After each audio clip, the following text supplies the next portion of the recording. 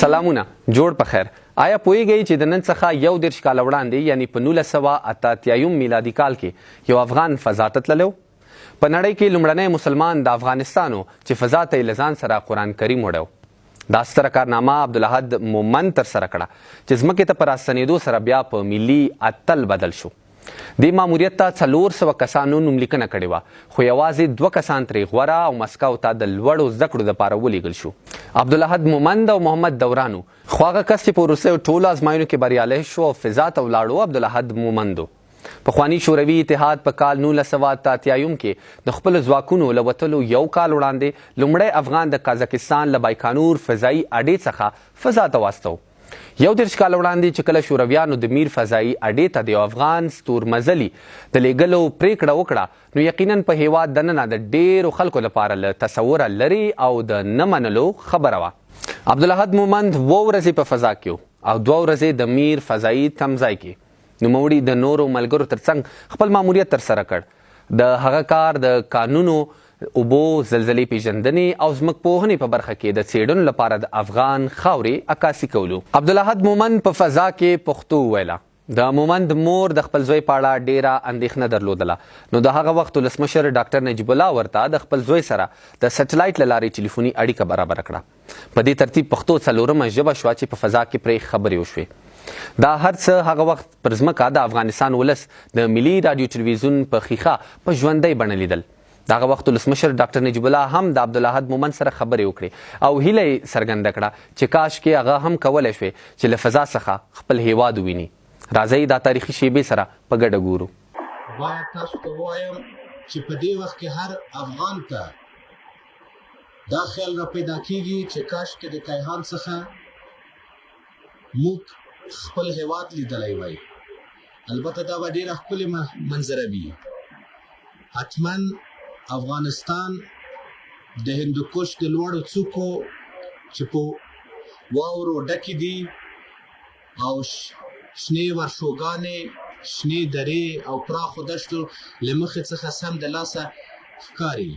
ډېر محترم ملګری ډاکټر صاحب نجیب الله، زه عبدالاحد څنګه چې مخکې د پرواغه مې وعده ورکړې وه، اوس هم دا وعده ورکوم چې موږ به دا د شمشاد پروګرام په ډېره ښه توګه سره سر ته ورسوو او آماده یو چې لا اضافه که نور کوم پروګرامونه وي موږ چې د رادیوګرام په واسطه راکړي کولی شو هغه سر ته ورسوو. تشکر. عبدالاحد مومند له فضا چې کله بیرته راوګرځېد نو په هیواد کې د ملي اتل په نوم باندې بدل شو. مومند د کابل په هوایي ډګر کې له تاوده هرکلي سره مخ شو او د ټولو لپاره یو پیژندل شوی کس شو.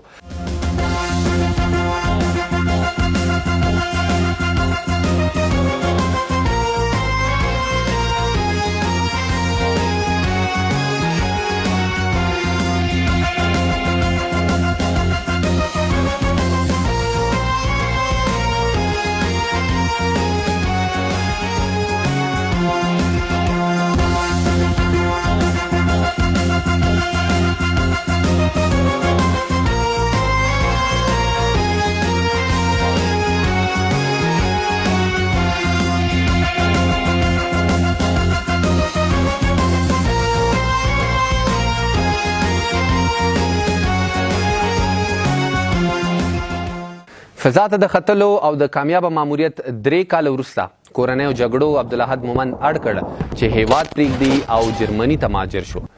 دا اوس مهال هلته د یو محاسب په توګه کار کوي او نږدې 28 کاله د ژوند شپې ورځې په همغه ښار کې تیروي. دا وخت د افغانستان دا نوموتی اتل عبدالاحد مومند د ټلیفون له لارې موږ سره یو ځای شوی دی. مومند صاحب سلامونه، ډېره مننه موږ ته د وخت راکولو نه.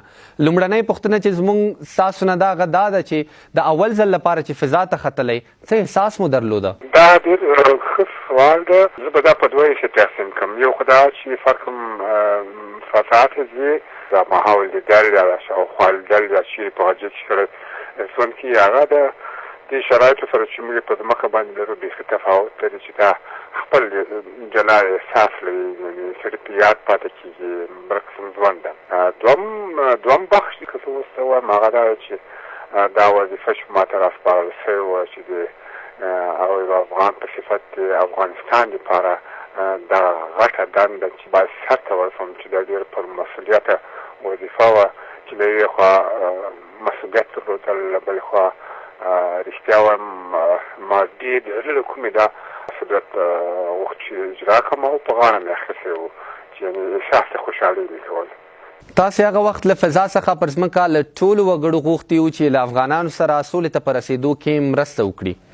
28 کاله وروسته هغه ته ورته شرایط دي په هېواد کې. د دغې روان حالت په اړه باندې مومن صاحب تاسې څه ویل غواړئ؟ دا ډېر اوږد او مغلق سوال ده. واضح خبر ده چې زما د هغه وخت زما د پرواز یوه انګېزه هم دا وه چې بله چې تخنیکي او اقتصادي پرمختیا باید سوی کړي.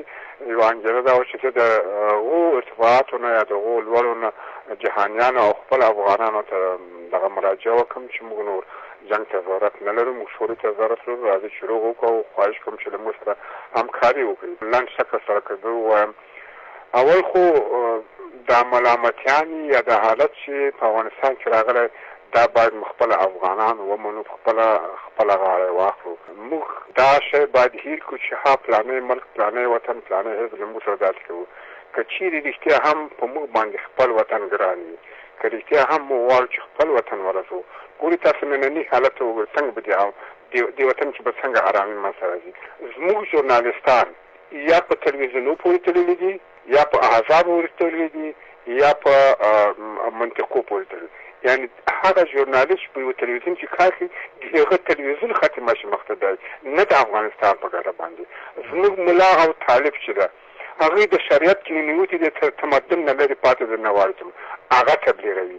زموږ مجاهدین صاحبان چې راغله په نامه د اسلام باندې اسلام یې بدنام کړ، ټول وطن یې خراب کړی او خلکو له نورو هېوادو له دینه او موږ بالاخره معلوماتي بیا راخلو په نورو ممالکو باندې اچوو چې هغوی موږ سره داسې کړي، هغوی موږ تر څو چې موږ په واقعیت کې دا زده نه کړو چې وطن دوستي په جنګ کې نه ده، وطن دوستي په وژلو کې نه ده، وطن دوستي په وطن آبادولو کې ده.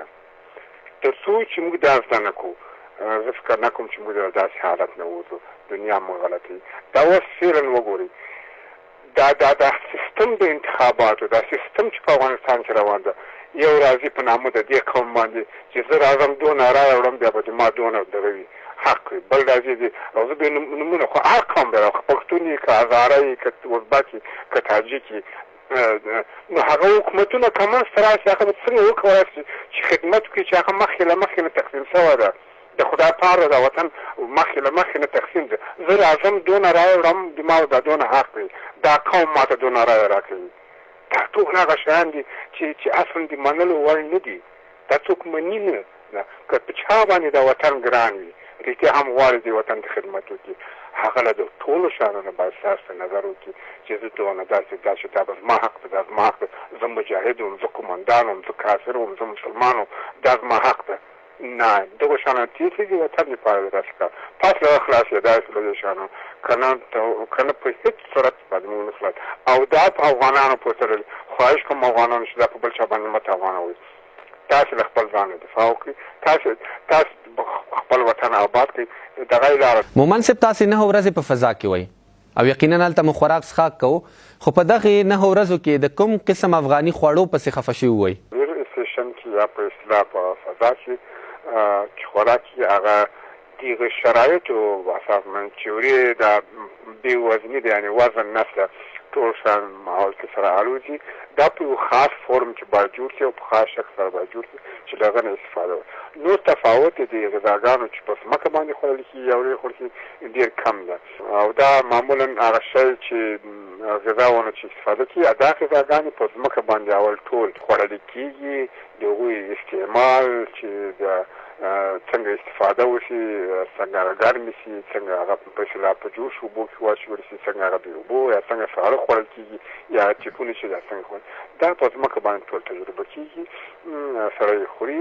او په زموږ چې په ځمکه باندې د هر کهنواد نه پوښتنه کېږي او هر کهنواد د حق لري چې هغه خواړه فرمایش ورکړي چې د علاقه وي ورسره. طبیعي ده چې ما هم په خپلو خوراکو کې یو له خوراکونو چې ما وخت چې افغاني دغه ولې یا موږ معمولا اکثره نه خورو هغه وریجې وې چې وریجې موږ ورېدلې. مومن صاحب اوس به راشو ستاسې شخصي ژوند ته که د خپلې کورنۍ په اړه لږ څه راته ووایاست او که دا هم راته ووایئ چې آیا په راتلونکي کې د تل لپاره هیواد ته د بیرته راستنېدو څه پلان لرئ؟ زه دوې لورانې لرم، یو زوی لرم. لورانې مې دواړه، یو واده ده بله نامزاد ده. لمسی لرم، لمسی مې ته اوس په وړ ده. جرمني کې زه یو تجارتي شرکت کې کار کوم، پیسې له هغه نه ګټم او خپل ژوند په هغه باندې کوم. یو شی خو باید معلوم شي چې هغه واضح خلکو ته وایم. کله چې زه اوس دا خبرې کوم یا غږېږم، دا زه په دې خاطر باندې نه غږېږم چې زه یا د سیستم یا د حکومت یا د ننني پاچاهانو یا رئیس جمهورانو یا صدراعظمانو نه دا غواړم چې هغه ما خپل وطن ته بوځي. اصلا په واقعیت کې زه د خپل ژوند کولو په خاطر دا چې زه ارام یم، دلته ژوند کوم، خپل معاش لرم. زما ژوند دلته چې زه فعلا لرم او دا کار چې کوم، دا پیسې چې زه ګټم، هغه وخت چې زه کارنورد وم او معین د وزارت کارنوردي وم، د ما د اوسنی ژوند تر هغو نه ښه ده. کور لرم، جای لرم، پیسې لرم، دغونه چې ژوند ورباندې وکړم او بعد نه یم، میلیونر نه یم، دغونه پیسې نه لرم لکه په افغانستان کې چې لرم، اما یو ډېر شرافتمندانه ژوند لرم دلته چې ورباندې ارام. دا یوه موضوع یعنې دا مې په دې خاطر ویل چې زه داسې خاص احتیاج او محتاج دې ته نه یم چې ما ته ولې د افغانستان حکومتونه، د افغانستان پاچاهان، د رئیس جمهوران یو دوه درې چې د مجاهدینو له وخته دې خوا راتېر دا ولې ما غواړي نو یا ولې دا زمینه مسایل چې ته پرې ورسم. دا مې په دې خاطر باندې ویل چې ضرورت خاص نه لرم.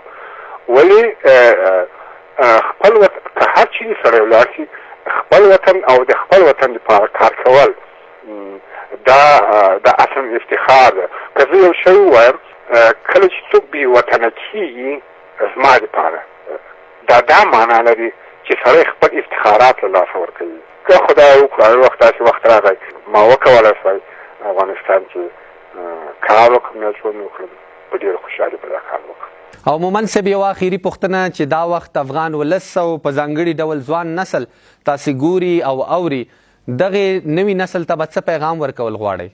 یو شی چې زه سوال نسل ته وایم هغه دا زما نسل یا تر ما نه وړاندې نسل په دا شکل سره خواهش کوم چې له دغو نه یې مه زده کوئ او هغه د وطن مینه او محبت او وطن ته خدمت کول هغه څه زده کړي چې هغه رښتیا هم دا وطن آباد کړه، چې رښتیا هم د دې وطن دپاره نه داسې چې تاسې په ګروپو باندې تقسیم کړي، نه داسې تاسې په قومو باندې تقسیم کړي، نه داسې تاسې په مذهبو باندې تقسیم کړي، بلکې دا د علم او د پوهې په اساس باندې باید ټول وي. مومن صاحب د وخت راکولو مو یو نړۍ مننه، خوشحاله اوسئ. زما سلامونه د تاسې او د افغانستان ټولو خلکو ته ورسېږي. ژوندي قامونه خپل اتلان په ژوندیو لمانځي او د هغوی له تجربو او فکر څخه ګټه اخلي. خو هغه څوک چې خپل زلمیتوب او هلکتوب یې د هیواد ته په خدمت کولو کې تیر کړی دی، دا وخت په پردي هیواد کې د ماجر په صفت ژوند تیروي. تر بیا ښې چارې، تل دې وي افغانستان.